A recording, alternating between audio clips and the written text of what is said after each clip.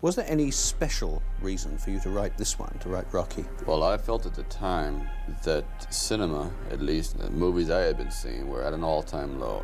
Everything was anti-society, anti-Christ, anti-government, anti-everything, and there was no one to root for. And I also feel that films are very cyclic, so... A low-budget boxing movie with a no-name star. You're less than nothing. Nobody knew who Sylvester Stallone was. You're completely nobody. From a script written in a spiral notebook. I couldn't believe it.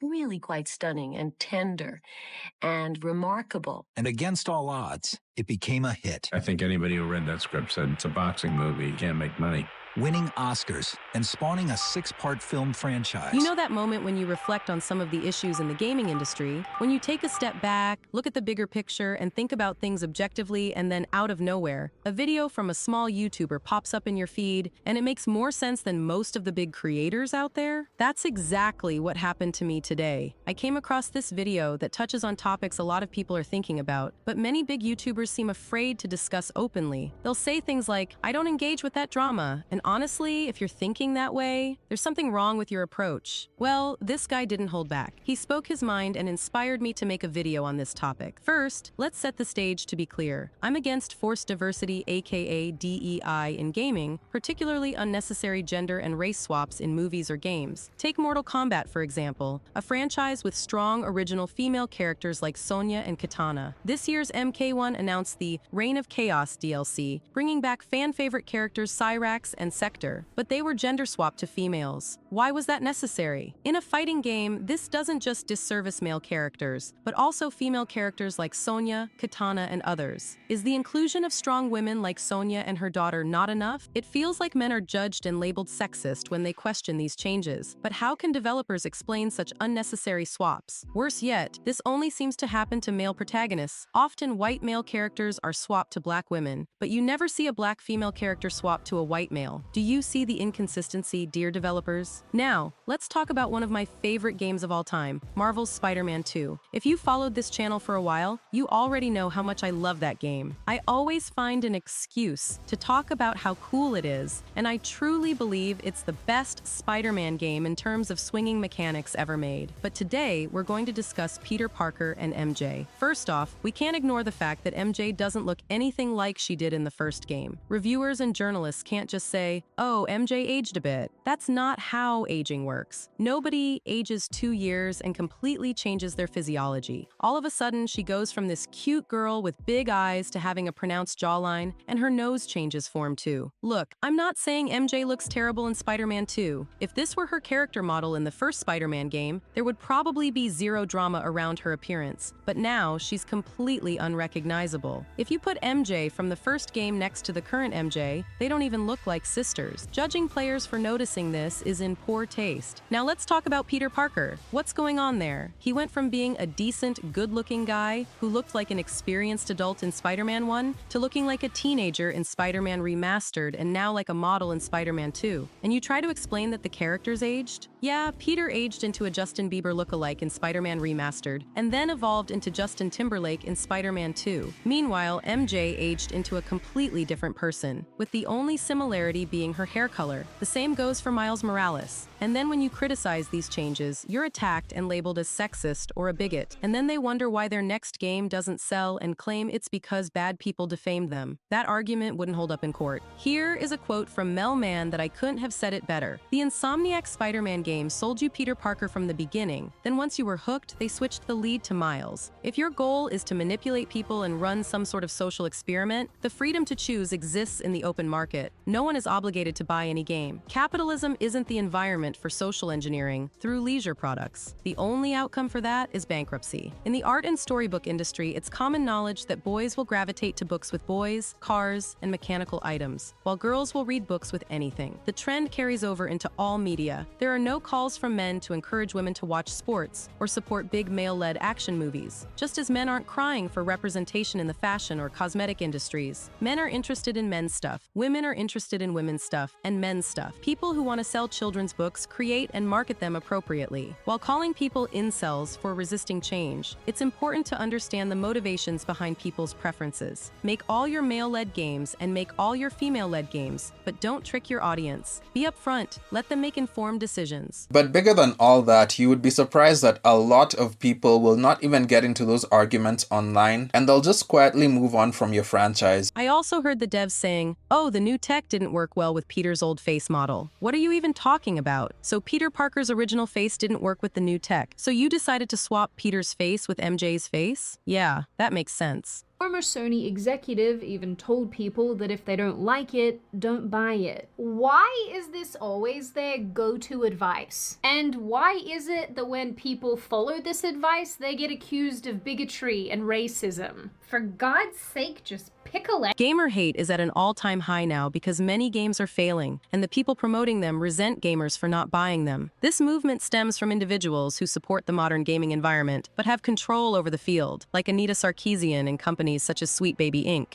These people have turned the industry into a failure in the market, leading to a growing movement of hate toward gamers. We've seen executives, voice actors, and developers come out and say things like, "Don't buy our games if you don't believe in our philosophies," which is happening across the industry. It's a bad strategy for making money, but making money isn't the goal anymore. It's about pushing a philosophy even if the industry burns with it. This trend mirrors what happened in the comic book industry, where stores closed down even as MCU films made billions, all due to forced ideologies taking over. Former Sony chairman Sean Layden echoed this sentiment, telling gamers not to buy games if they don't share the company's philosophies. Even though he's no longer there, this mindset persists. Ubisoft, for example, is facing bankruptcy because it's not delivering what gamers want. Delays like the one with Assassin's Creed Mirage show a disconnect between the industry and its audience. Games like Conquered, Dustborn, and Flintlock have also failed due to this approach, losing millions in the process. Meanwhile, the gamer hate movement continues as developers, voice actors, and writers attack their fan bases.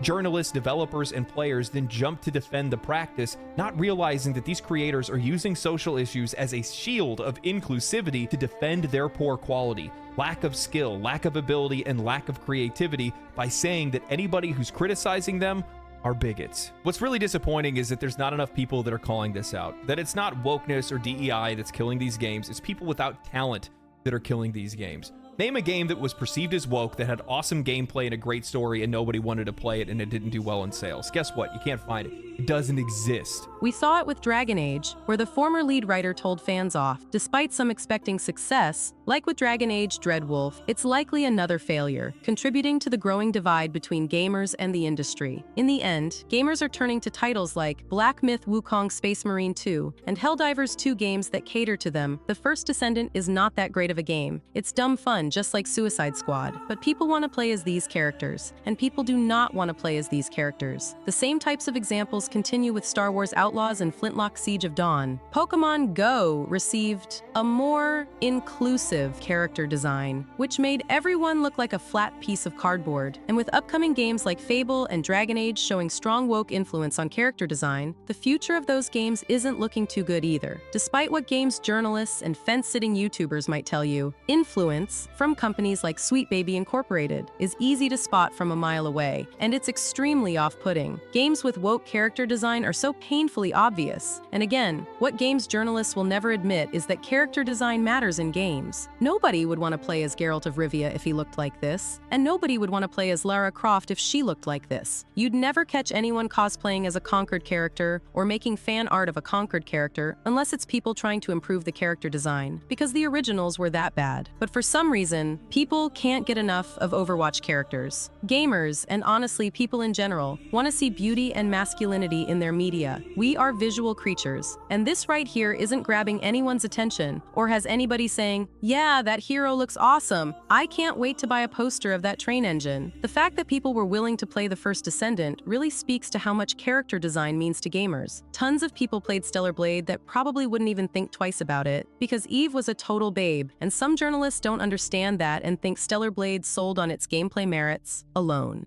A low-budget boxing movie with a no-name star You're less than nothing. Nobody knew who Sylvester Stallone was. You're completely nobody. From a script written in a spiral notebook. I couldn't believe it. Really quite stunning and tender and remarkable. And against all odds, it became a hit. I think anybody who read that script said it's a boxing movie. You can't make money. Winning Oscars and spawning a 6-part film franchise. I don't think anybody expected it to be what it turned out to be, which is a film for the ages. Amazing. In the documentary about Rocky, Sylvester Stallone explained how the producers loved the script he wrote, but didn't want to cast him as the lead because of his looks. Stallone, however, was determined. He insisted that if he wasn't playing Rocky, there would be no movie. Despite being offered large sums of money to sell the script without starring in it, Stallone stood his ground. Ultimately, the studio agreed to let him play the role, which turned Rocky into a massive success, making Stallone a household name. Here's a reality check for all the man-hating women out there. From the perspective of a woman, men are stronger than women. Men built this world and are dying every day to keep you safe. Men constructed the house you live in, fix your lights, and repair your car when it breaks down. Men need feminine women in their lives for balance, and women need strong men for protection. There is male privilege. When the Titanic sank, who stayed behind, and who went in the lifeboats? Women and children. When a village is attacked by another tribe, who fights and defends the tribe? Men. We live in a world where we judge a man for being straight, but celebrate men who dress as women and compete in the Olympics. While society pretends there are no differences between us, there are many. The war is already raging online, and half of you don't want to listen to reason. Have fun with that. And dear devs, stop being hypocrites. Stop hiring these snowflakes fresh out of college who complain about everything. Gaming is fantasy, just like cartoons, movies, and magazines are fantasies. Stop complaining about unrealistic bodies or that these women are too hot. I can't relate. Grow a pair, please. Did men complain about Arnold Schwarzenegger being too perfect, or Jackie Chan being an awesome fighter, or that Dragon Ball Z was full of super buff bodybuilders? No. Men hit the gym in Dragon Ball Z or Mr. Olympia tank tops. They know they'll never be Goku or Mr. Olympia, but they get inspired to be better and healthier, learning that achieving greatness requires hard work and suffering. So, dear women, do better. Instead of complaining about unrealistic body proportions in games, get inspired to be healthier. Don't expect to be a top model, but strive to be your best. Just like how guys want to meet their favorite MMA fighters or stand next to LeBron James, be humble and stop ruining media. Fail, you're not even trying. My wife told me this great expression. To get something you never had, you have to do something you never did. Failure has been achieved, thank God. Now, the only place to go from failure is to win.